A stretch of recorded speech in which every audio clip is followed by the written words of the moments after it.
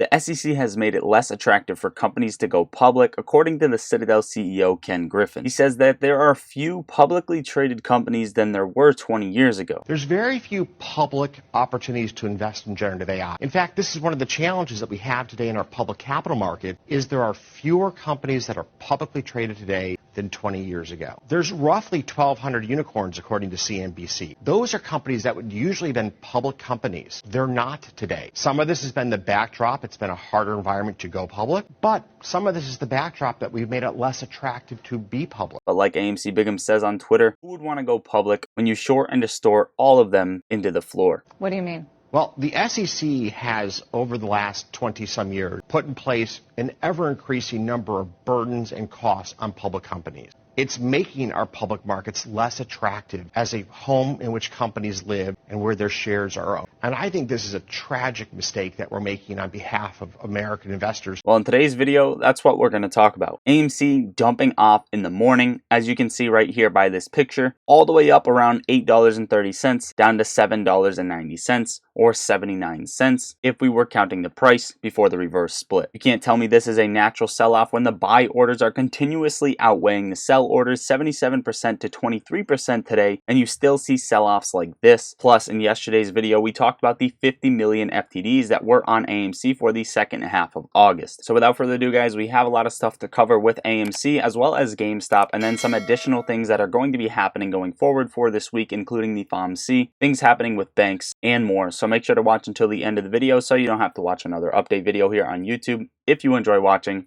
hit the like button, hit that subscribe button, have post notifications on. Let's get into it. AMC currently trading at $7.89, down 5.62% on the day. And this, in my opinion, is what we're looking for at this moment. I'm looking for a pop in AMC. I'm hoping that this was the bottom down here, right around 70 cents or $7. And this is the bars pattern, very slightly extended from back before we ran in January of 2021. And it's not so much that I want it to play out exactly to a T. It's more so the concept of it breaking this high over here right around $15.30. Once AMC breaks $15.30, I think we have a good chance at ripping and or squeezing or getting to those relative highs right around $70 or so, which would now be, I believe, $300 and something or so. Correct me if I'm wrong, but I don't have the chart extended to look at that. You get what I'm saying? All-time highs once we break that $15.30 level. At this moment, this is where we're trading at. We reached a low, a new bottom. We don't know how low AMC is going to go, but if it decides to slowly scale up and chop trade, that would be something that's more unexpected than just a random squeeze since we are this low. Now, this tweet says it's about to get interesting very, very soon. But why? He hashtags AMC. These are the US government bonds 2-year yields, and you can see a major spike in the chart. What is he talking about? Butcher of Wall Street, Boss Blunts, posted this on Twitter. Somebody is selling US government bonds, aka debt. The prices of the bonds are decreasing.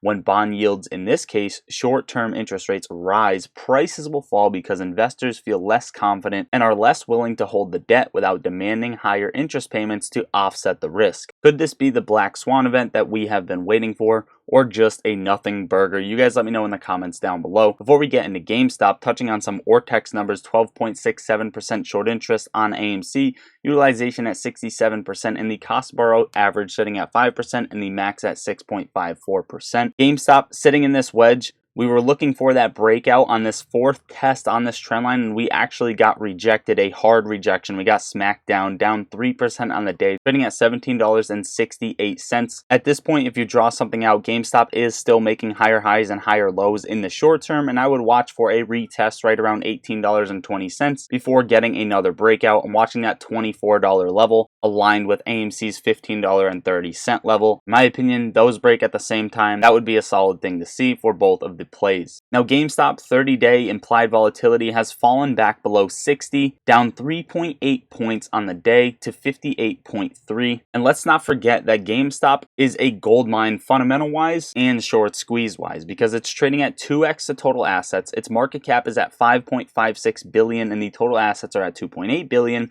They have no debt, $1.2 billion in cash/cash equivalents, $100 million for share buybacks, $6 billion in annual sales, and they are on track for 2023 full year of profitability. They are outperforming industry and sector on EPS growth year over year. GameStop is looking beautiful, and I would not be afraid to add more shares in GameStop. Not financial advice. I am not a financial advisor, but GameStop is looking solid. Now, according to reports, NFL player Trevor Lawrence and YouTubers Kevin Pafford and Tom Nash have reached a settlement in the FTX class action lawsuit, which involved allegations that their promotions misled investors. I don't know the exact price, but it seems as if Meet Kevin and the other ones who promoted FTX have reached an agreement on basically a payout, right? We went over settlements with AMC and the lawsuit that AMC had to forget about this whole situation. Now, banking giant Citi will transform customers' deposits into digital tokens that can be sent instantly anywhere in the world. In fact, they are already launching this. Just in $1.72 trillion asset manager, Citigroup launches a digital token and private blockchain system for real-time payments. Plus a little sprinkle on top. Could retail be trying to squeeze ticker symbol TLRY once again? The cannabis company TLRY. Carousel says we're short TLRY and states that TLRY is just an unprofitable cannabis company that is diluting shareholders to oblivion. But according to Volume Princess on Twitter, this may be a short squeeze play. Now, before we get into what's happening this week with the Fed as well as the S&P 500, I want to take a quick break for the sponsor of today's video, MooMoo. If you guys use my link in the top of the description, sign up for MooMoo and make it a positive even $1, you are going to start earning benefits like up to 16 free stocks, each of these stocks valued up to $2,000 per stock, as well as a guaranteed Tesla or Google stock depending on how much you deposit, and $50 sent to your account that you can trade with absolutely zero stipulations. So make sure to go do that.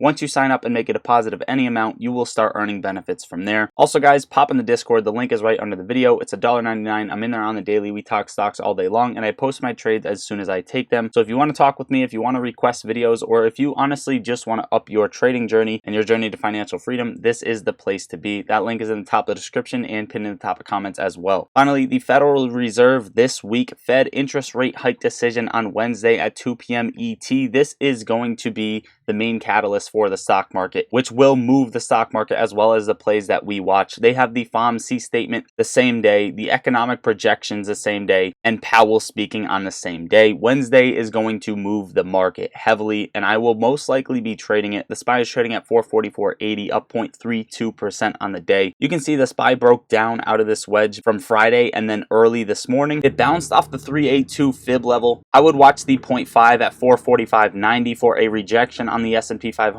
if we decide to scale up to that level, and then watch for a support level at 442.75 as that strong support, that 382. If we do break below, come tomorrow, and then during the FOMC, I'd watch the 236 at 438.85. Overall, guys, that is what I got for you for today's video. Hopefully you enjoyed watching or found value out of the video. Make sure to check those links. Hit the like button on your way out. I love you all. Lottery Stocks out.